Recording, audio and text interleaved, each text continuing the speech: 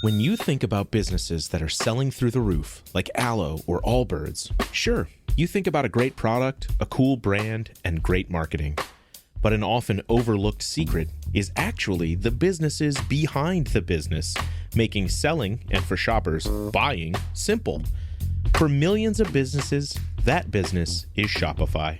Nobody does online business better than Shopify. It's home of Shop Pay, the #1 checkout in the world. You can use it to boost conversions up to 50%, meaning way less carts going abandoned and way more sales going through to checkout. Sign up for your $1 per month trial period at shopify.com/income, all lowercase.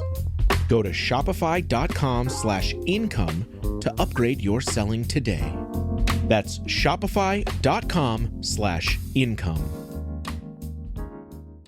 At T-Mobile, our critical mission is providing unparalleled 5G coverage for when connectivity is mission critical. Introducing T-Priority, America's best 5G network experience for first responders, even in times of congestion. More capacity, faster speeds, better coverage. T-Priority from T-Mobile, built for tomorrow's emergencies, ready today. Discover more at t-priority.com. For qualifying organizations on eligible rate plans, coverage not available in some areas and may be impacted by emergencies. Hi, I'm Marcus, and I support GenXGrownUp through Patreon. You can too by visiting patreon.com/GenXGrownUp. No life, no fun. Don't you know that you're a grown-up? GenXGrownUp is a YouTube channel, website, and audio podcast you're listening to right now. All made for and by people who love exploring media, games, tech, and toys of yesterday and today through the eyes of Gen Xers who refuse to grow up. Your dinner cannot just be French fries. Basically, life sucks as a grown-up. Welcome back, Gen X Grown Up podcast listeners, to this, the Backtrack edition of the Gen X Grown Up podcast. I am John. Joining me, as always, of course, is George. Hey, man. Hey, how's it going, guys? I would say it wouldn't be a show without Mo, except it was a show without Mo last week, but Mo is back. Hey, everybody. So it would not be a show without Mo. Hey, Mo. This episode, these days a phone is a supercomputer in your pocket, but growing up Gen X, it was an appliance plugged into the wall. But like today, we still found a way to use the phone for our entertainment. From 900 numbers to party lines, Moviefone to prank calling, we made our own fun. So as this Backtrack, we're remembering all the ways we used to make our own fun with the home telephone. We'll be getting into that in just a couple of minutes. First, though, it is time for some fourth listener email. And Mo, George and I had a debate last week since you took the week off. Were you, in fact, the fourth listener? But he said you had to write in, maybe, to be the fourth listener. So maybe you were like fifth or sixth. There's no verification without an email. That's all I'm saying. Yeah. Did you listen? Did he listen? I don't know. Oh, yeah. Yeah, I heard George. His comments about me. Oh, yeah. Oh, yeah. Yeah. We'll talk about that later. We'll get to it. Okay. All right. That's neither here nor Getting in the there. car. In this episode, the fourth listener is Brandon G. And he dropped us a line, subject Piano Man. Oh, Speaking okay. about the Billy Joel Backtrack we did not too long awesome ago. album. Here's what Brandon says. I loved the Piano Man episode. Well, there we go. Email Thank you. done. Perfect. Yeah. Moving on. No. He says there are so many great songs on that record, but the title song has always been the standout track for me because it reminds me of something else completely. In the early 80s, there was a recurring skit on Saturday Night Live called Solomon and Pudge. Solomon was played by Eddie Murphy and Joe Piscopo was Pudge. Oh, right. Oh, yeah. okay, yeah. The lounge singer guys, I think. Is that? I don't remember it. You guys do apparently. So it rings a bell. Yeah. Okay. So he goes on to say they were portrayed as lower class older men who hung out at a local bar. In every sketch, Pudge sat behind the piano playing a few notes as Solomon sat beside him on a stool. They would playfully banter back and forth and comment on the people and things around them. Yeah. Okay. They remind me like the two guys in the Muppets, up in the balcony. He goes on to say, there was always some humor, but there was also usually a kind of sadness to it all. I have often wondered if the song Piano Man was a direct inspiration for the sketches. Interesting. One sketch in particular called Laid Off really illustrates the parallel, in my opinion. So, all right. Okay. I have to take a look at that. So Saturday Night Live started 70s or... Yeah. Right? This skit was an 80s skit he's talking about. Okay. Yeah, because Okay. Piscopo was what, third season? Fourth season? Oh, for the past at later least. than that. Yeah, I at think. least. Yeah. Yeah. Okay. Okay. All right. Yep. He wraps it up by saying, as always, great work, guys, and best wishes to each of you, Brandon. Cool. Nice. Thank you. We appreciate you, Brandon. Thanks for taking the time to write in. We're glad you enjoyed that episode. We appreciate it anytime one of our fourth listeners takes the time to drop us an email, let us know what they think about an episode or the show or something we said right or did wrong, or especially if George is wrong. We haven't heard a George is wrong email in a while. We're getting really behind on those. There's no need. We don't need that. Okay. Hey, you skip Most a week, you opinions don't has get a changed. vote. That's all I'm saying. If you would like your email featured here on the show, it is drop dead easy. Just hit us up at podcast@GenXGrownUp.com. We read every single one, and most of them, like Brandon's, will eventually make the show. All right. With that good business behind us, we're going to dial up some fun on the phone after this quick break. I was never really a runner. The way I see running is a gift, especially when you have stage 4 cancer. I'm Anne. I'm running the Boston Marathon, presented by Bank of America. I run for Dana-Farber Cancer Institute to give people like me a chance to thrive in life, even with cancer. Join Bank of America in helping Anne's cause. Give if you can at BofA.com/supportAnne. What would you like the power to do? References to charitable organizations is not an endorsement by Bank of America Corporation. Copyright 2025. You're listening to Gen X Grown Up. But if you have a friend who's not yet listening, why not? Tell them about us. They'll thank you later. Say, did you know the best deal on a phone is right in your home? Here? The Bell phone you're already happy with. This one? Now you can own it. Own it? How? Pay for it once, and it's yours. You could save money in the long run. Nice. But what do I have to do? You can continue leasing with maintenance included. But to buy one of these Bell phones, call 1-800-227-5000 for more information. And it was right here all along. Hello, Mom? Buy or lease. We give you a choice. In this backtrack, we wanted to talk about the things that we did to make fun with our telephones. And I mentioned in the tease how, a phone is not what you think of as a phone today. It's not the thing you barely call anyone on. You just text. It was the thing in your house plugged into the wall. Mm-hmm. And so leading up to probably the time when we would have been really messing with the phone and screwing around would be the early 80s. And I want to start by talking just a little bit about deregulation. And we've touched on some of these topics in previous episodes where we've dabbled in telecommunications and stuff. But initially, AT&T in the U.S. was the god of the telephone. Oh, yeah. Ma They Bell. owned, Ma Bell. They owned the wires in the ground, the wires on the post. They owned the wires in your walls. Like they owned that. The telephone, you just rented from them. Yeah, you didn't own your phone. Yeah, you rented a phone. All of that. And then starting like in mid to late 70s, the Department of Justice filed this antitrust thing against them saying, look, it's a monopoly. It's a clear monopoly. You got to break this thing up. So it was January of 82 that finally they relinquished control of Bell operating companies and broke it up into, you just said, Mo, the Ma Bell, broke them up into the baby bells. Right. And that really opened it up to, now that AT&T didn't own everything, you could tinker, you could get specialty phones, you could get your Garfield phone, I get my Pac-Man phone, you could subscribe and get the football phone from Sports Illustrated, and it changed the way that we thought of our phones, not so much as an appliance, but as a thing we owned to have fun with. Mm-hmm. I just want to ask a question because I know you did more research on the deregulation part than I did, John, but you keep referring to it as AT&T before the breakup, but didn't AT&T start after the breakup? Wasn't that one of the new companies and it was the biggest? I thought it was Pacific Bell or something like that before the breakup, and then it split up and became AT&T and all the other ones. Yeah, in my reading, AT&T was the parent company. We just didn't know them as that. They were the conglomerate. Now, they didn't go anywhere. They became smaller and broke up regionally, that kind of thing. Actually, they said, you can't be the big company that does everything. So Pac Bell was like just in California, Pacific Bell, I guess, or something? That's my understanding, yeah. Huh, okay, because we didn't hear about AT&T here, like you're saying, until after all that stuff happened. We had never heard of AT&T before that. Well, I hadn't either. It was just the phone company. It was it didn't matter who they were. It was like, who does the trash? Some company that does the trash. You don't pick who does it. Whoever does it in your area does it. Kind of the phone company was, but it was national. It was across the board.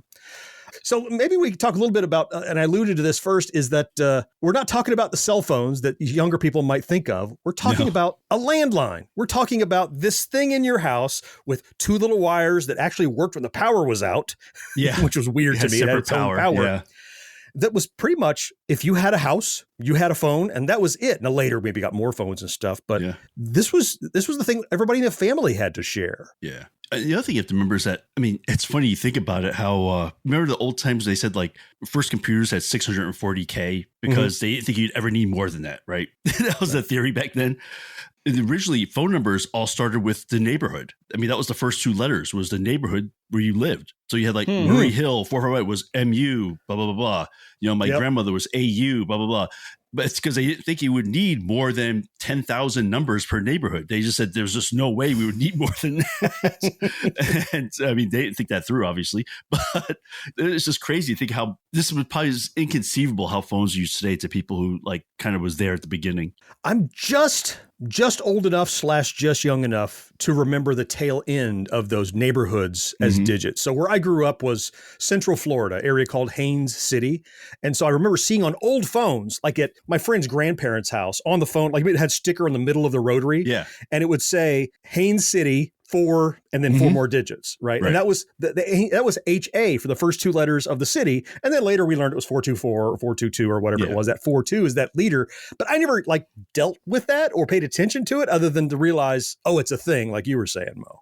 I think for me, I'm the youngest of the 3 of us, so I don't remember the letters being a part of our phone number. But what always fascinated me were the area codes. And I was watching a video recently about the postal codes, how zip codes work, and how they're like the path to get to the destination in part of the codes, and how they all work, at least in this country, and everything. It was very interesting. I imagine the area codes were that way as well. When I was young here in North Florida, everything from the western border of North Florida all the way over to where you guys live in Jacksonville, it was all 904.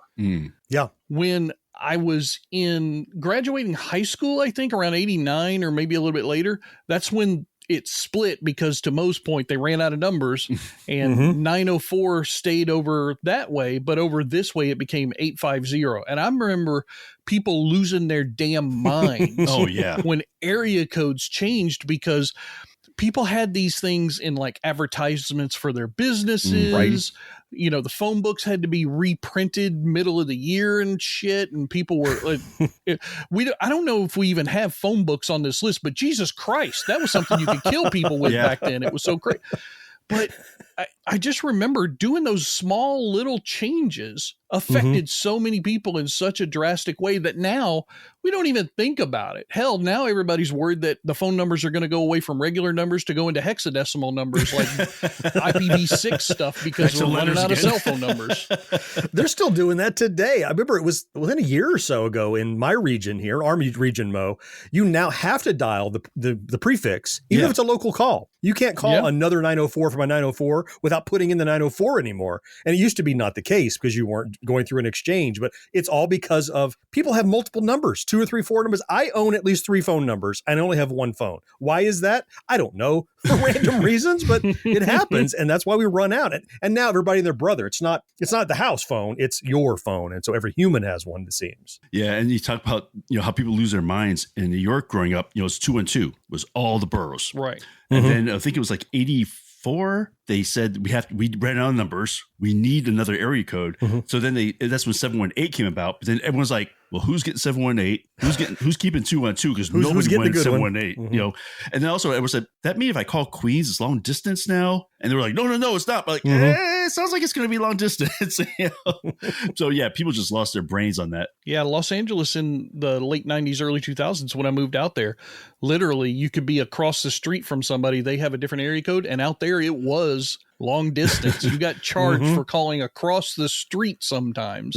And it was that crazy thing. And I know we're going to talk about money in another segment, but for me, what I remember the most about phones when I was younger is that everybody just had one. And I don't mean just one phone number, but I mean one phone in the house, like you talked about earlier, because it wasn't yours. It was rented from the phone company.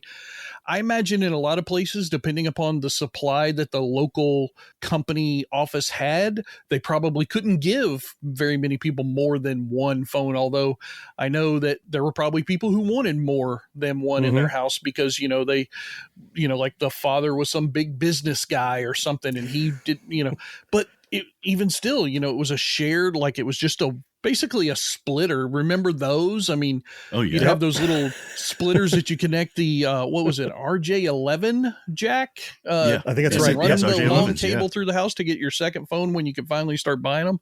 I just remember one number, one phone, one house. Yeah. Mm-hmm. Yeah. Now, we would sometimes have to, like later, we did a whole episode about answering machines. So we have to split it for the answering machine because you'd have to go through the answering machine or split off to it in order to pick that up. Not only that, but, when technology started coming about, like I said, answering machines and fax machines, you still only had that one number in your house, and modems. I mean, that's when the conflicts, I think, started in the home. Modems. You could get by with one line. That started a lot of arguments in my house. Oh, yeah, big time. I mean, we fought before all that, about who's going to be on the phone. You're on the phone too long. He's been on the phone forever. But then when you throw modems, everything else into it, oh, my God, what a mess. Yeah, I know I've told the story, so I'm not going to tell it again about how on my Atari computer, I got a modem and ran up a huge long distance phone bill because there just were no BBSs in my area. But that was the thing. I was lucky enough that so it had to be, that had to be right after the breakup. And so you could wire your own stuff. And I didn't have my own phone, but I had my own, I didn't have my own number, but I had, my own phone finally was a connection. And then you have that problem of you're on the phone and people getting a busy signal can't reach you, or people inside the house, screech, they pick it up, get off the phone, you're wrecking my download or whatever. By that point, it's too late. Right. The damage is already done, right? It's just a matter of, when do you want to start over again after they use the phone? But all those things added up to different ways to use the phone than Ma Bell, especially, even the baby bells, had even dreamed of. Yeah. I remember specifically that we got that second line in the house because of the modem. Mm-hmm. We only had one phone number, one house, and then when I started using the modem more and more, not only to call other BBSs, but run a BBS, and people were calling us, my parents were losing their minds because phones were ringing at 2, 3, 4 in the morning. And my dad would go to pick up the phone to call somebody, be screech all over the line and everything. Oh, didn't you have to turn off the ringer, but you'd forget sometimes? You've told that story before. Yeah, absolutely. Oops. I mean, they would, it was very upsetting. And so they broke down. And I remember specifically that he said I had to do chores to pay for the extra line. So I was like, well, I'm already working at the grocery store for free, you slave driving bastard. What other chores?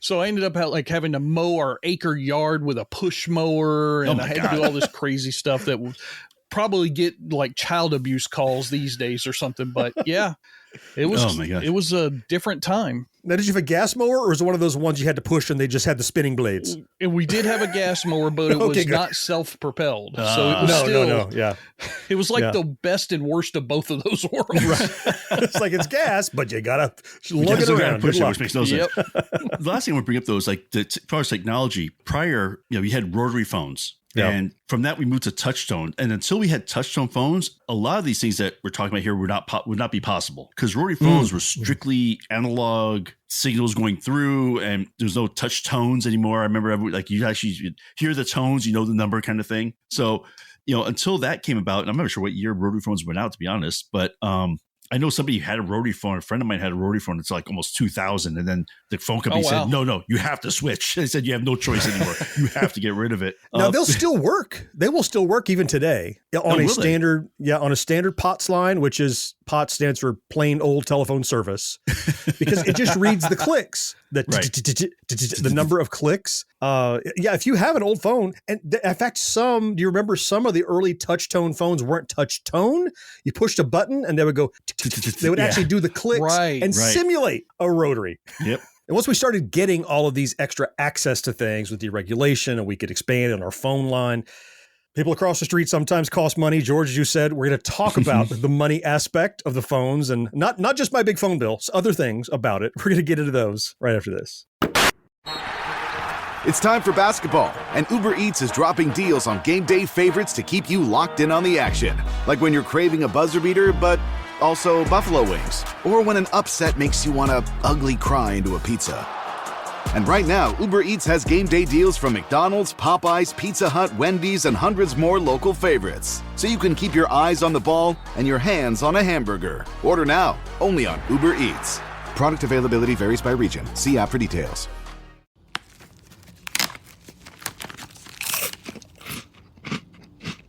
Uh-oh. The last cookie. You can get a new box of cookies in as fast as an hour with Walmart Express Delivery. Are you my guilty self-conscience? No, I'm voice offering you promo code EXPRESS for free delivery on your first order. Hey, who ate my cookies? You mean these cookies? Order now. Welcome to your Walmart. Promotion valid for first express delivery order. $50 minimum subject to availability. Restrictions apply. Be sure to subscribe to or follow GenXGrownUp wherever you listen. And while you're there, rate and review the show too. It helps more than you know. I see you have a microwave oven. That's right. And a computer. State of the art. Nice VCR, too. Thank you. Then you must have touch-tone service from New York Telephone. I'm surprised. Touch-tone's faster and easier than ordinary rotary dialing. Costs less than 8 cents a day, too. So get up to speed with touch-tone now. Call 1-800-THE-TONE. But wait, now there's no connection charge, so you save over $10. And there's no installation visit. But wait, there's more. You'll also save 20 to 45% on push-button tone phones like these from leading manufacturers. Lots of great styles and colors, huh? But hold on. Remember, order now and get the connection free, plus big discounts on push-button tone phones. There's never been a better time to call. Well, what are you waiting for? To order touch-tone service for your home, just call 1-800-THE-TONE now. As John was talking about right before the break, I love to save money, and phone companies certainly made it difficult in the mid-'80s through the '90s. I certainly cost my parents a lot of money with some stupid practices. I remember very distinctly calling a girl that I met through a friend of a pen pal of some fourth removed cousin thing, bullshit, whatever, in New York. And in New York, I rang up like $300-400 worth of long distance in 1 month calling that girl, and I never met her. But still, now Mo, you grew up in New York. Yeah. What were your experiences like as far as like the money aspect of what we had to deal with for phones back then? Oh yeah, for sure. Because my mom, she had moved to New Jersey, so literally right across the river from New York. Mm-hmm. But 201 area code, another state, definitely long distance. And so, and my mom is very frugal. I'm putting that as politely as I can. Whereas, like, did you mean cheap? Like, I mean, she would literally she would call at 9:01 p.m. To say, she's like, I'm like, well, Mom, that was like 3 hours ago. Why didn't you call me then? Well, it was too expensive. I'm like, oh my God. Because it was tiered, wasn't it? It would go down at different times of hours of the day. Right. That's right. So she knew that calling after 9 or weekends was fine, because weekends usually had a single rate for some reason. Mm-hmm. But like during the week, you had to wait until like 9 p.m. to get the cheapest possible phone calls. And that's why Mom would call. And I'm like, we're getting ready for bed, or we're watching TV at 9 o'clock. You couldn't have called us 4 hours ago. It costs twice as much then. I'm like, oh my God. So I guess it's true that it's kind of like when you visit another country, right? Like there's peak and off peak season. And we had that with phones. There were peak hours and off peak hours for the phone lines. And I guess there was a physical limitation. I mean, there kind of still is now. The network, even the cellular network, if too many people are going crazy or something goes down in a disaster or something, I know, no lines are available is the thing. Right. And I'm thinking to myself, every time I hear that recording, which is not very often, but I hear that recording saying there are no lines available. I'm like, what fucking lines? Yeah. This is cellular. There's no lines anywhere. Well, it's just like with TVs, you still call it the clicker, where you say hang up your phone, but we don't click anything or hang anything up anymore. But they talk about those lines. And like the last time I heard that probably would have had to have been, I don't know, years ago during hurricane season. Or maybe a tower was damaged or whatever. Right. And they still say number of lines, and really it's number of, I don't know, bandwidth on some fiber somewhere or something. They just can't get them through. But I mean, and you heard about that during the early days of cell phones too. It's not specifically our topic, but they would say, oh, free nights and weekends, or your friends or whatever, certain people you could call for free. So the concept that came from the 80s that we experienced of tiered pricing and different pricing and discounts on the weekends and those sorts of things. Like you had to pay attention to when you called someone, not just where they were in long distance. Yeah. And it's, trying to save money. I remember in high school, we actually had payphones in the lobby of the high school. That's how you contacted people. Right? It's a whole bank of payphones. And I saw a couple kids were there at this phone looking really suspicious. And they were like putting quarters through it, through the phone thing. And we're like, what the hell? They had a recorder hearing the sound of the coins on the receiver. And I'm like, what the hell? you could play back that recording into the receiver, and it would think you dropped money into the phone. It went by the sound. Actually, it actually made a tone. Mm-hmm. And then later it found out that's like phone freaking, right? That's the whole thing where people were found out that there's certain tones and certain things you can send over phone lines to make phones do things that you probably couldn't normally do. Like we found one number that if you call this number, it would call you back. Like it would make your phone ring. Oh, wow. You know, and just little tricks like that. It was I don't know. It's like kind of probably like getting like a test line that technicians would use to make sure they set up the line correctly. I bet. Yeah. Probably. Yeah, it was just route out and back in. But it was like kind of like getting like behind the curtain feeling. You know, like you're seeing something you shouldn't see or doing something you shouldn't do. Right, admin mode. Yeah, I mean, we all know the story. I mean, the Captain Crunch, the guy who first did the phone freaking and everything with the little whistle from the cereal box that had the perfect tones and everything. And there's like a ton of YouTube videos out there on that guy where he's given interviews since. And I think he got in a moderate amount of trouble for it or something when he got caught, maybe, or I don't remember. But there was him, and then there was another guy I remember specifically in one interview who was blind but had perfect pitch. And he could do the phone freaking with just his whistle on his own. He didn't need the Captain Crunch device. I was always fascinated because I was a little too young to be in on that cheating stuff, but I would have 1000% done that had I been around old enough when it was going on. So Mo maybe got into this, I don't know, but I was about to say the same thing, is that I was always fascinated hearing about like black boxes that people would build that could generate the tones and, you know, the whistles and stuff. And it kind of circles back to how the touch tone, you know, from the rotary, rather the clicking, that's how they knew you were doing something other end. There wasn't a computer that registered, oh, we just saw a quarter come into this thing and we've scanned it. No, all they could rely on is the noise things made that came through the system. And I wondered, because people would talk about those things on BBSs when I was there, there'd be a section in the forums that you could read about freaking and black boxing. And that was a big deal. And I always wondered, is there a way, like, how could I use that to dial up BBSs and not pay? Because that's not a pay phone.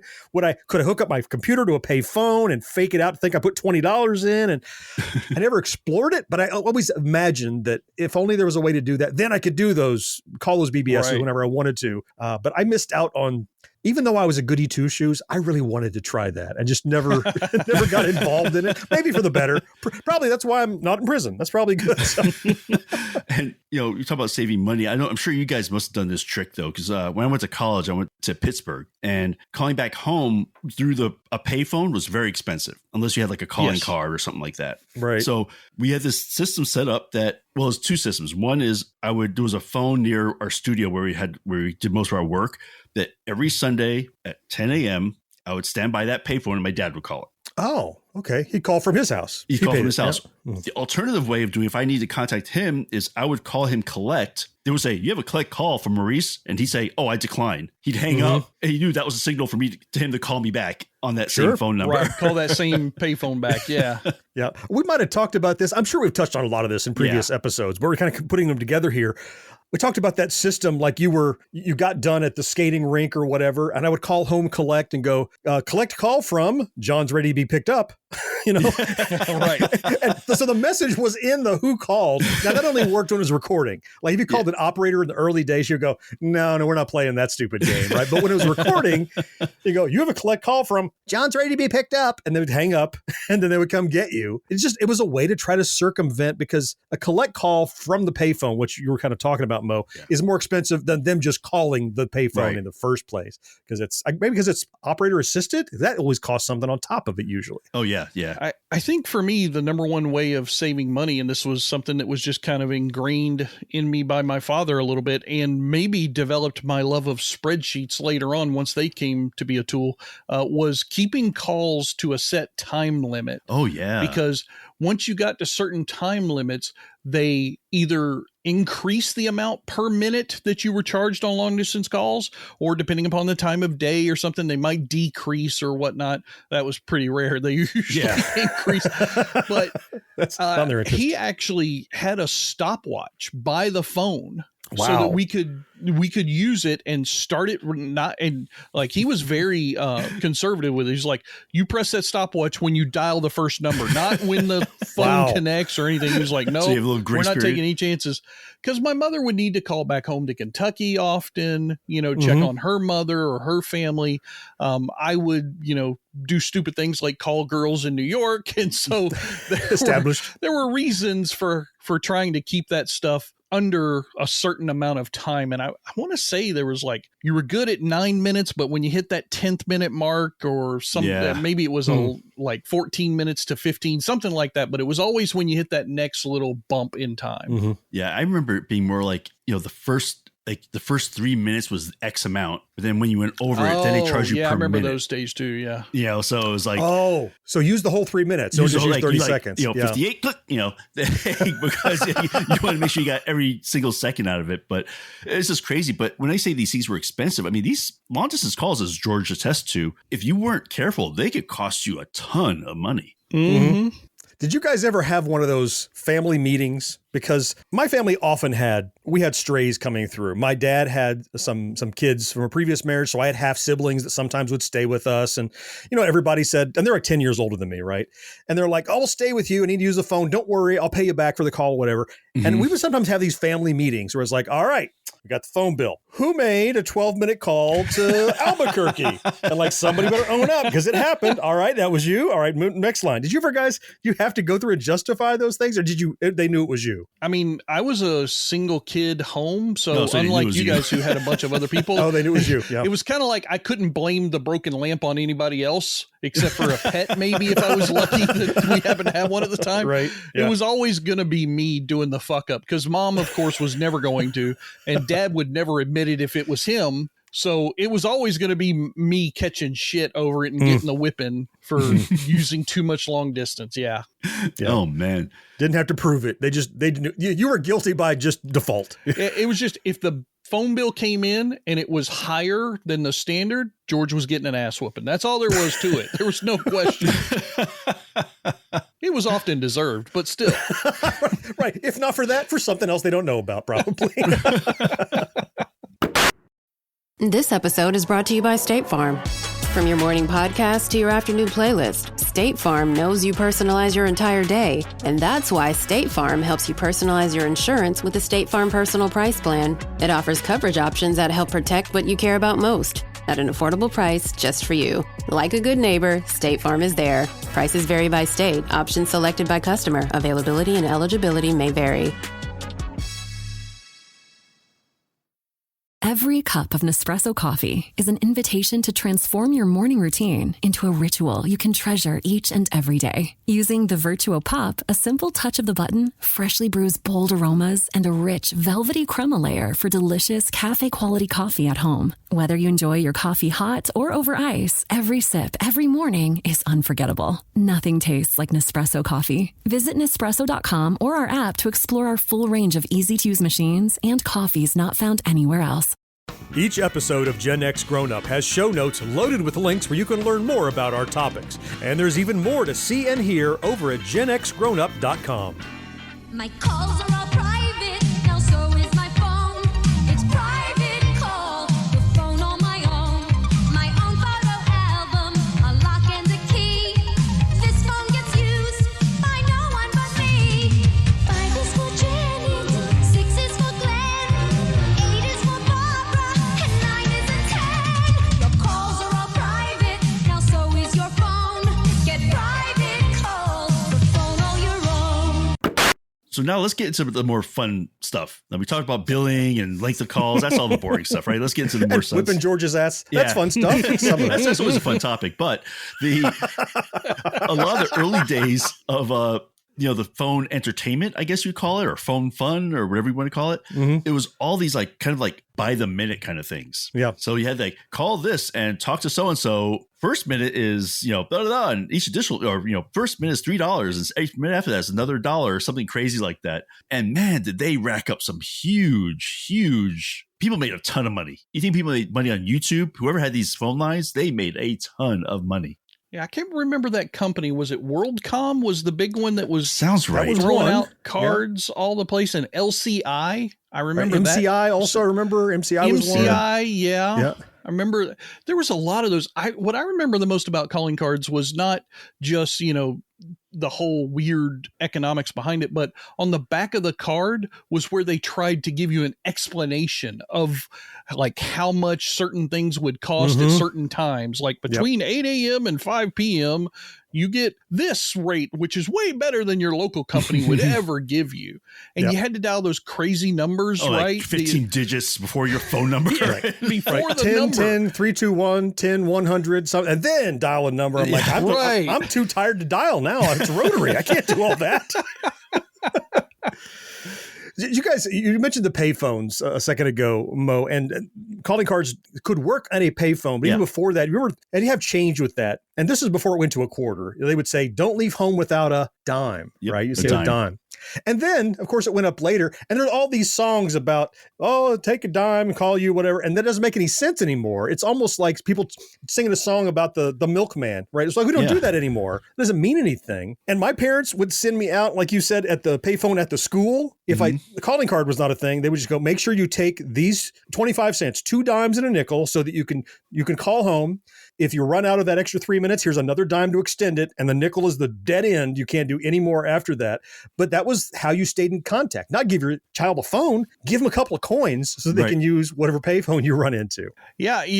Coming from love and former history of mine, if you police procedurals all the time, like whenever somebody is going to snitch on somebody, they always say, I'm going to drop a dime on you, meaning I'm going to pick up a payphone, call the cops. It'll be anonymous, so you won't know it's me, but I'm putting a dime in the payphone and I'm going to have you arrested for whatever thing you've committed. I mean, just so many of those phrases that are still ingrained in our lexicon, even today. I see police procedurals today that still use that phrase as part of their language, part of the storyline. And nobody thinks twice about its original meaning, but it's still, for those of us who experienced it, it's still like every time I hear it, like, oh, I know what that is. Yeah. Well, I know how old that person is who wrote that script. It was like, I'll dial you up. Yeah. No one uses dials anymore. It's it's kind of crazy. That's right. Do you guys remember the infamous 900 numbers? They were advertised on TV like crazy. And like any other new technology, 99% of them were 900, 1-900 sexy time or 1-900 talk to a blonde or whatever it was. Right. Or a party line. You get together and talk with a group of people for dating and like, call me. I'm home lonely. Don't let me be alone. Right. And it's like, who knows who you're talking to at the other end? It was just, how bored are you to run up a phone bill? Apparently bored enough to keep these companies rolling in the dough. I mean, phone sex operators that was a real full-time job for a lot of people in the mid 90s, early 2000s, even. That stuff was still super popular as people were becoming more and more isolated from each other, but still wanted ways to reach out and talk to people and everything. The 900 numbers served that purpose because their free counterpart was the 800 numbers that we all know and love, right? I mean, how many 800 numbers? That was the toll free, right? Remember, toll free was a phrase that like sparked you to go like, I don't have to pay for this call. Yeah. And I had, because of one of those calling card companies, I had an 800 number for a period of time. Really? That people could call, and it was toll free to them. It charged you paid me. For I it. did that shit for about a month and said, nope. Oh my God. That's the end of that. Holy cow. You thought you found a loophole. No. You're paying anyway. Yep. Yeah. It seems like those 900 numbers are like the ancient equivalent of like the OnlyFans account. It's like somebody would just have their own thing and pick up on it. But they had just tons and tons of these different things. I mean, it was just crazy how people just use these 900 numbers. Oh, I remember one story where David Bowie had a concert and he decided that he was going to let the fans pick the songs. And he set up a 900 number. You had a press conference and they raked him over the coals Because it was charged. Because he was charging people for it. Oh. You know, he's like, how much money are you making on this concert? And you're going to charge, you know, your fans $2 just to pick a song. Mm-hmm. And then they switched it to an 800 number after that. Now, if he'd have been smart, he'd have said, well, we're giving part of the money to charity. That would have been a smart answer. Then people would have been okay with it. That's right? a get out of jail free card he could have used. Yeah, exactly. I mean, one that I remember specifically when it came to 900 numbers, a specific type of 900 number, were the celebrity like contact lines. And I mean, like, you would be able to call this 900 number and they would charge you by the minute, which is what all of these things did. And certain, like that first minute was a higher rate maybe. And then you paid so much for every minute thereafter. But the celebrity would often have these pre-recorded messages because it wasn't really the celebrity on the phone, which they would kind of make it seem like that in the commercial, but it never was, obviously. It was just a pre-recorded message. And sometimes they might call and talk to Corey Haim and Corey Feldman, right? Yeah. But the ones that I remember the most, just because it was in my sphere of influence, were pro wrestling had a shit ton of these celebrity 900 numbers. So I didn't realize that. Back during the Monday Night Wrestling Wars, WCW and WWF had their own lines, as well as all the wrestlers under their companies had their own, like the big stars like Hulk Hogan, Ric Flair, all those guys had their own celebrity 900 numbers that you call, hey brother, this is Hulk Hogan telling you to eat your vitamins. Yeah, and, that's a pre-recorded thing. Stupid shit. Oh yeah. But it was fun for people to do. People loved that kind of stuff. And those things made a shit ton of money for the celebrities and the people running the businesses that got the celebrities involved, I'm sure. The other category that I really remember is the psychic hotline. Remember Miss Cleo? Call Miss Cleo. She was the most famous one, but not the only one. I remember Dionne Warwick as being the most famous. I remember that one. That's or the she was one I promoting remember. one. Like she wasn't the psychic, but she promoted it. Yeah, she was like the hostess from Solid Gold. Yeah, like Dionne Warwick.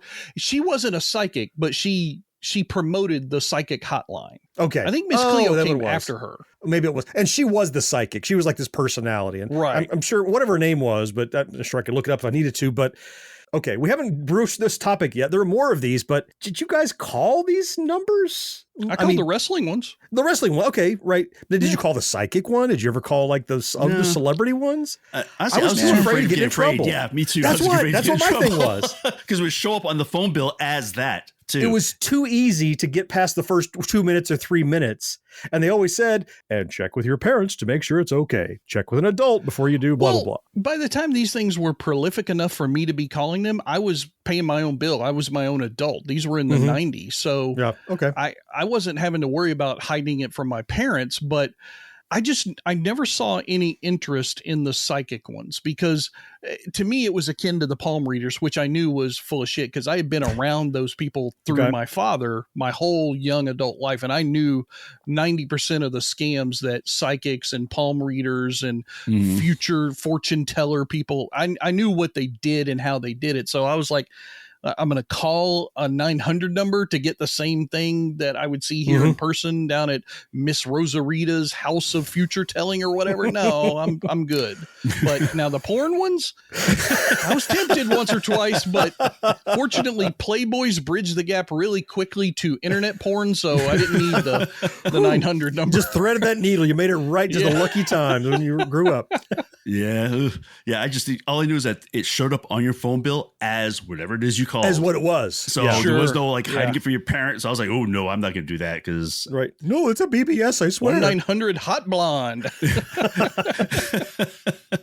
Do you guys hear about these horror hotlines? No. So they were, some of them are based on movies. Like you actually know Stranger Things was much later. They actually created a phone number that you could call and it would be like an answering machine of one of the characters. Really? And actually doing it. There was I remember as a kid, there was one that was called the Echo line. And I think it may still, because you call it and anything you say gets repeated back to you. Oh. And it turns out it was a service to test your line. What a gimmick. Yeah. Okay. But it turns out it wasn't actually, it was a long distance number, but it wasn't like a 900 number. But yeah, phone companies use it to test the clarity of the line. So the guy could call it, he'd say some words, he'd hear it repeated back to him. But I remember as a kid doing it, and it's just really creepy. You know, hello. You're like, oh my God. You know, it was just a strange thing. That's like late night slumber party seance kind of shit. Yeah, exactly. Right? Yep. I know for sure there were more than one Freddy Krueger hotlines. Yeah. where you would that's call a and tricky it one, would too. tell you a story. And the weird thing was I never called one, wanted to, never called one, but I've heard recordings of them since then. You can go on YouTube and hear the stories that Freddie would tell you. It's like, hey there, kids, it's Freddie. You know, there's a horrible story for you. And then someone would read a horror story to you. Like it wasn't Freddie the character the whole way through. It wasn't even Robert Englund. It was more like he was the crypt keeper. You know, he was introducing some horror story. The story, yeah. And the brilliant catch was once you got on there, you going to hang up in the middle of a story? You got to stay for the story. And if you listen to the recordings, it's paced in such a way that it's going to really consume a lot of minutes. Yeah. To get to the end of this story. Right? Like, come on, you're burning. I bet like really smart ones did like cliffhangers right at that threshold minute where Oh, right, things to would stay increase. the next minute. Yeah. Yeah, there were certainly a lot of those. And again, I never did, but you can go online. In fact, if we find, we'll look. I know there are some, Mo. I'll throw you some in the show notes that you can give to go and listen to some of those because they're really entertaining if you don't have to pay for them. And so what passed for horror on a phone back then was not as horrible as it would be these days. It was barely, young adult horror these days, but Freddy Krueger introduced it. So I want to hear it. There was a music hotline that you would call and it would play a random song back to you. And I'm going to check because I think it's like still around. I think it still exists. I'm sure they've computerized it. But It's it was like analog Spotify. That's freaking awesome. and it just played like some new song. It would just play some random song back to you, and you listen to it, and every time you called, it'd play back a different random song. So I guess you could get the same one multiple times. So somebody might have a phone, but not a radio? Yeah, I guess so. I can't see the rationale for that. Why would you bother? I mean, maybe you were at a payphone and you were scared in the middle of the night because you were waiting for your mom and dad to come pick you up. So you needed to dial that number in order to make yourself feel a little bit more secure or safe. And then it's, wow, werewolves in London. I'm like, this has backfired horribly. There was another one called Callin' Oats. Oh, yep. No. And if you called it, you could actually, using your phone, you could pick a Hall Note song and it would play it back for you. And I think that one's actually still around as well. I'm going to have to dig up these numbers, but I think it's still there. I wonder who's getting the money for that since they've split up now. Oats needs it.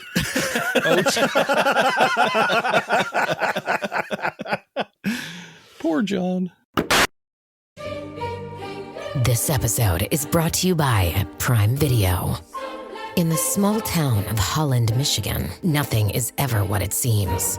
Behind the tulip festivals and pretty houses lay dark secrets that threaten to tear a marriage apart. Nicole Kidman stars in this darkly twisted thriller about a wife and mother whose quest to uncover her husband's secrets may get her more than she bargained for. Holland, streaming on Prime Video March 27th.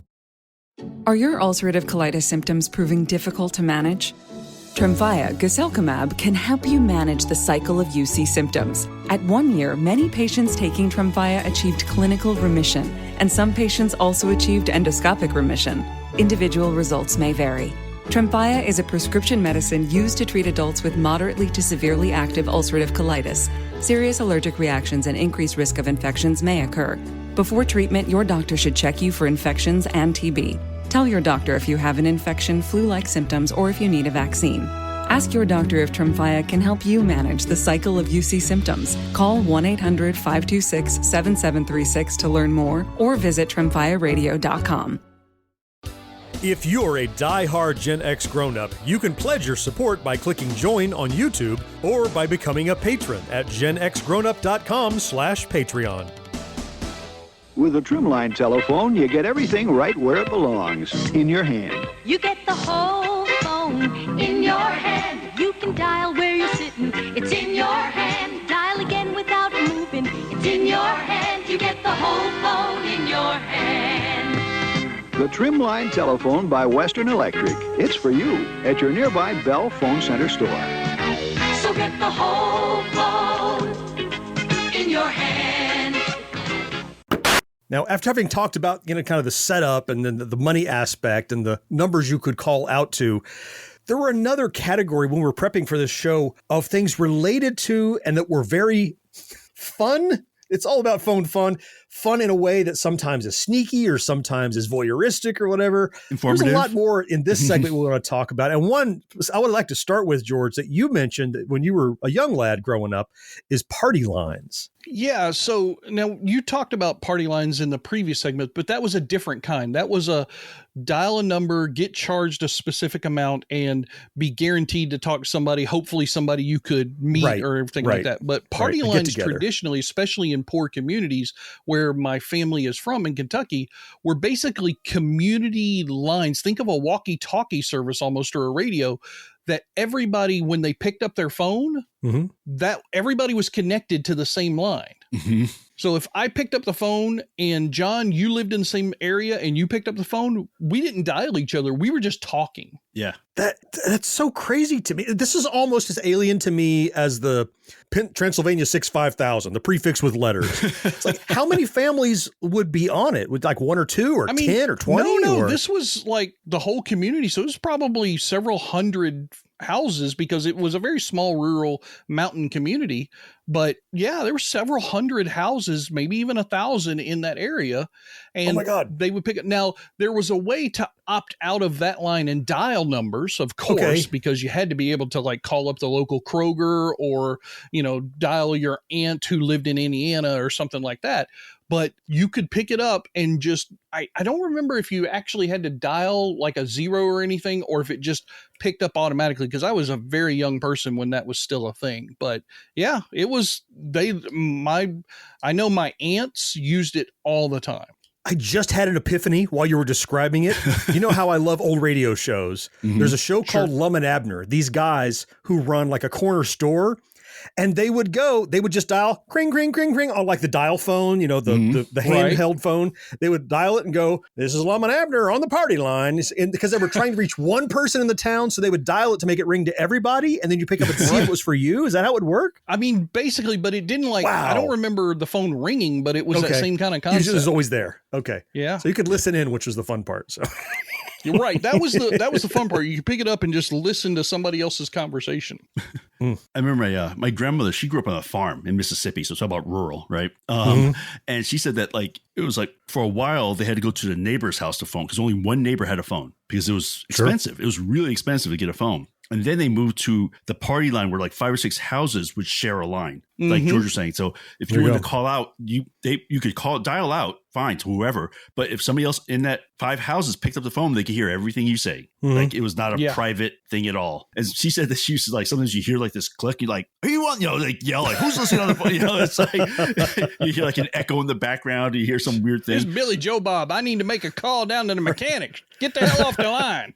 But as inconvenient as that sounds to us or as intrusive, she says a lot better than walking literally a half mile to somebody else's house to get a phone, or someone would call there. Somebody from that house would have to run to their house to say, someone was trying to reach you. And then you'd run back to the house. I mean, it was ridiculous.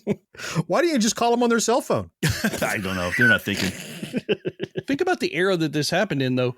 It's not like everybody was on the phone all day long. You have to call, right? You were rarely using the phone. So a party line wasn't as big of an inconvenience because you might make only one call a week back then. So it's probably especially in those communities, because you were working hard on the farm or in the coal mine or wherever. You didn't have time for phone calls unless they were 100% necessary. I think that's a different mindset than what maybe I even experienced in my youth in Tallahassee. Is we called more phone numbers because we had more spare time to do so. Yeah. We were talking about the 900-976 calls a second ago, which were things you had to pay for to go out.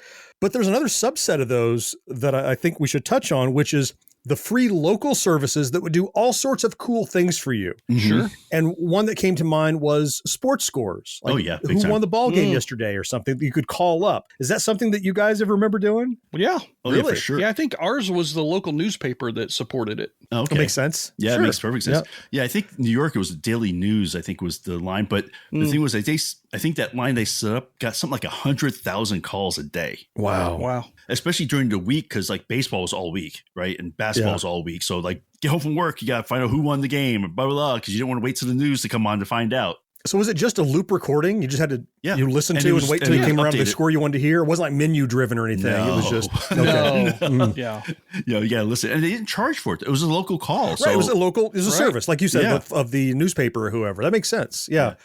I mean, the one I used the most was probably the movie times. Oh, one. yeah. Oh, sure. Yeah. Mhm. You call up the theater. Okay, to see Star Wars, in theater 3, it plays at 1 p.m., 3 p.m., 5 p.m. You're like, okay, I get it. Every 2 hours to say that. 8:45. I used to play with the Moviefone. I loved it because in the newspaper, they knew that you would call to get the times. They wouldn't even put all the times in the newspaper at this point. Mm-hmm. And in the remember the old ads in the paper, it would have the logo of the theater, and then it would have a tile for each of the movies. Yeah. And it would have a number, like a 2-digit code in the corner of each one. This was my local theater, at least. So I'd call the movie theater phone, and you go, dial the number of the movie you'd like to hear. And it was more than just movie times. Like you'd go, beep, boop, and it would go, Ghostbusters, paranormal activities are haunting people in New York. It was like a synopsis to tell you what the movie was about. You can see it here at the Regal 4 at 7 o'clock, like you said, and it would run through. And I would just sit there, usually at work when I was a young man in the late 80s, early 90s, screwing around, not working, call them up just to hear the synopses of the movies that I wanted to go and see, because that was almost as entertaining as the movie at that point, was interacting with this menu. We didn't have that nice of a service. Okay. Where I was at in here in Tallahassee. But the one thing that I do remember was near the end of the Moviefone era, like not just when Moviefone was a big national service that even made it onto Seinfeld and everything, but I mean the local ones. I just remember that in a couple of the theaters here in town, it was still the local theater doing the recording. And by that point, the young kids working in the theaters were so fed up with that damn system that the recordings were funnier than anything else. Like I call it sometimes. And there was this one kid I knew at the one theater, Miracle 5 over here on Thomasville Road. And every time he did the recording, he was just so exasperated. He was like, all right. Blah, blah, blah. Jaws 3 is going to be on at 1:30, 3 o'clock, and 5, and 7:30, I think. I don't know. He didn't give a shit. He was just, and the theater was going to close in like a month anyway. You could tell, he knew nobody was coming to that place. But and he wasn't getting paid funny. extra to record those. He's just pissed off. It's one more thing he's got to do. He had to come in. No, he had to go in early. For the open, right? Because Yeah. Had to be before the theater opened. Oh, I'm sure they were pissed. Yeah. You guys spend much time doing prank phone calls? Not really. I never got into that. Come on, George. A little bit. Come on, George. Yeah. I mean, when I was probably in middle school, I think that was the right age for that kind of thing. It kind of died out in the Star 69 era, though, because that's when people could hit Star 69 and dial you back, go, the hell you mean my refrigerator is running down the street, you little bastard. I'm going to kick your ass. I know your parents are. Just after that, it was kind of dead. But yeah, we did it a little bit. But did you? I think when I was younger, it was more innocent pranks. I know that nothing mean. Some other people, like you'd hear horror stories of people pranking people to make them think a murderer was coming for them, or their child had died or some horrible shit. Yeah. Well, I never did anything nefarious like that, but I had a buddy. Maybe you're more likely to do prank phone calls the more rural you live, and I was very rural. Nothing else to do. And I remember my good friend who lived across the street. We'd be at one house or the other, and what we would do is we would just call numbers based on words, right? So you know how the S is a 5 or whatever it is, or 7 or whatever they are. Like you could spell those out. And so there was some store, I have no idea who they were, but we found out their number was 422 shit. SHIT. I'm like, okay. And so we called them one time and we just called them and go, hey, do you know your phone number spells shit? And they're like, what? But we would call them regularly, like all the time. It was a regular, almost like you call a friend. We haven't talked to that guy in a while. Let's call him.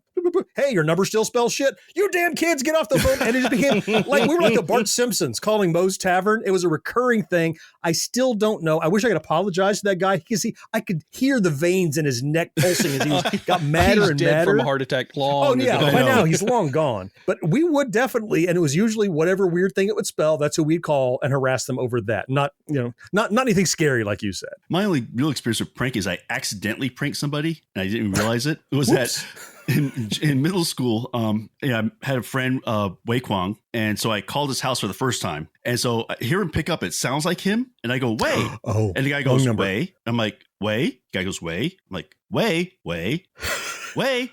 So I'm like, what the hell? I hang up. Next day, I talked to him and found out that Wei is hello in Chinese. Oh. And it was his dad.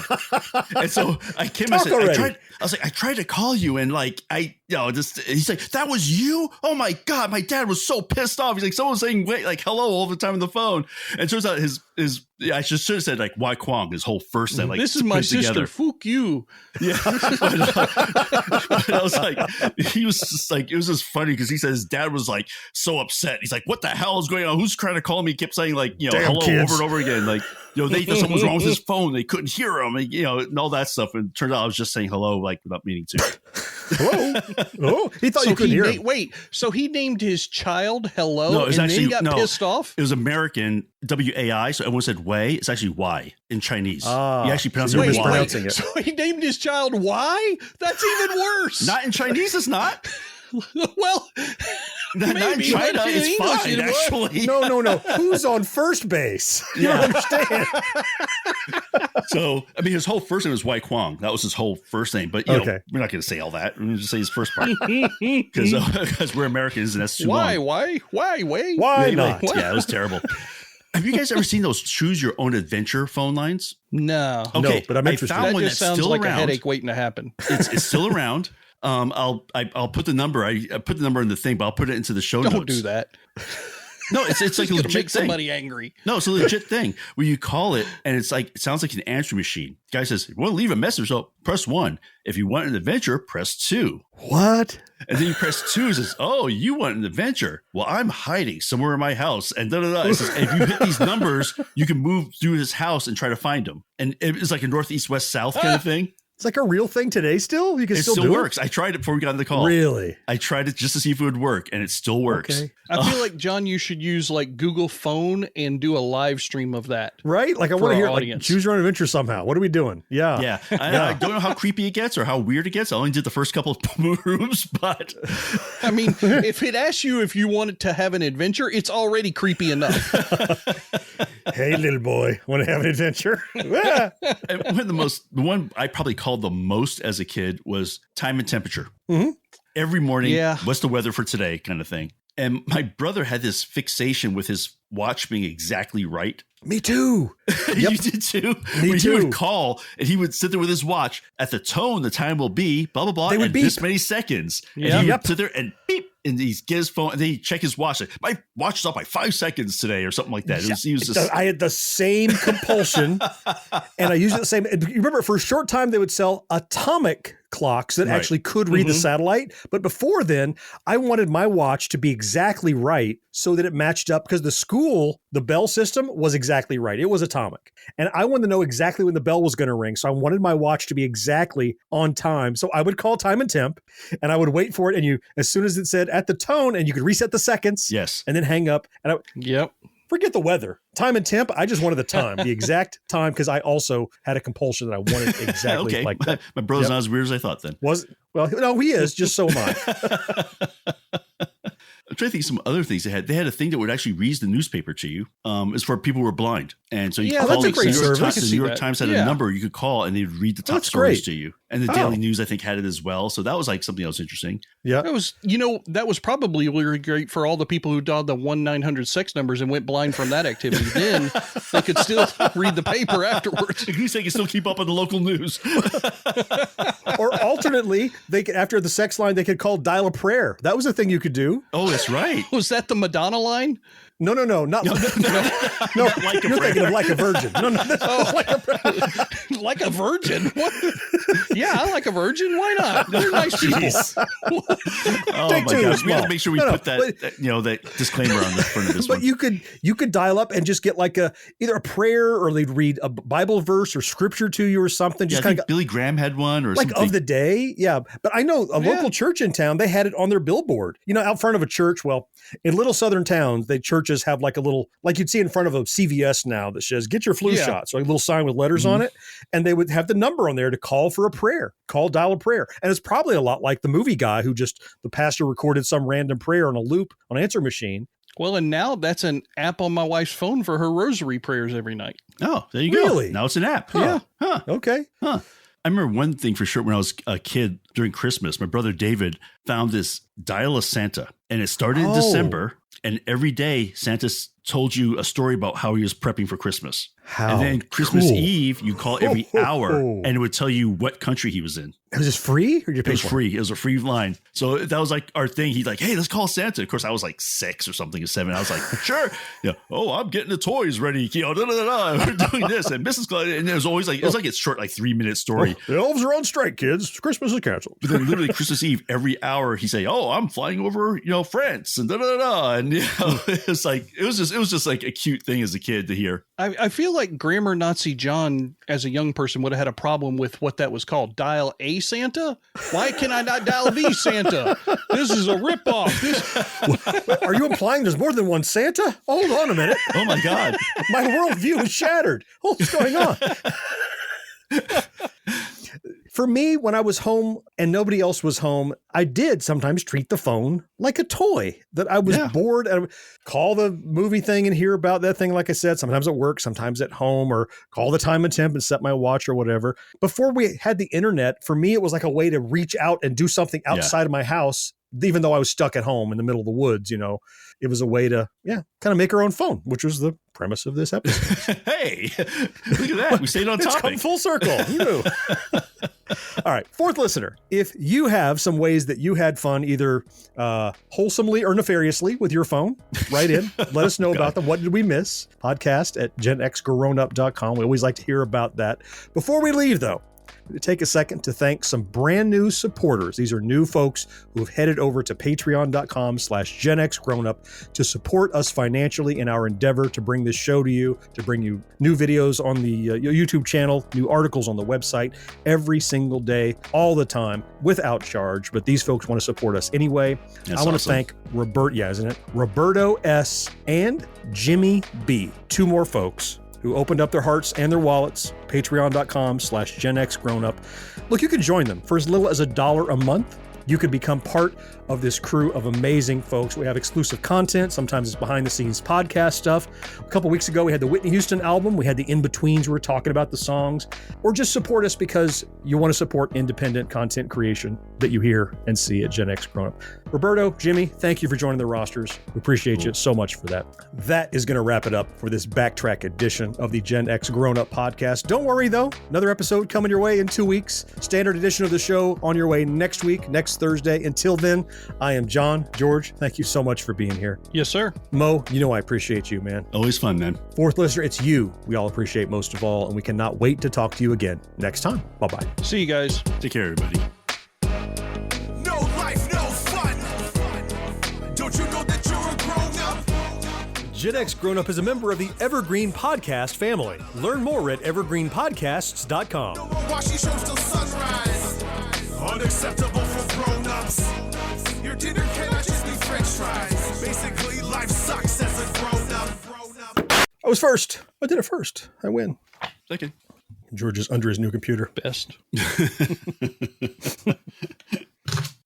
Because I use one a lot. I have compressed air, and I, every 3 times I use it, I'm like, and it dies. I'm like, I get another one. Well, that'd be good. Plug it in. You're paying for air. Think about that. You're paying for the can, the shipping, and the storage, all that crap, right? We've been buying water for 20 years. I know. Is that stupid? What a scam. It is such a scam. None of us died from dehydration when we were kids. So anyway.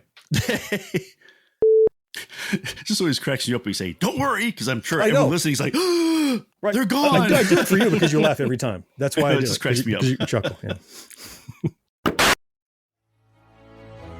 In a world infatuated with comic fandom comes a show to help us remember the talents that have inspired us. Whoa, cut. Oh, come on. It wasn't that bad. It's a bit dramatic. Let's just tell them about the show, guys. We are the Canned Air Podcast. Join us weekly for a comedic trip through pop culture. We also welcome some cool comic creators, as well as some of the voice and screen actors that helped shape your childhood. Find us on cannedairpodcast.com and on the Evergreen Podcast Network.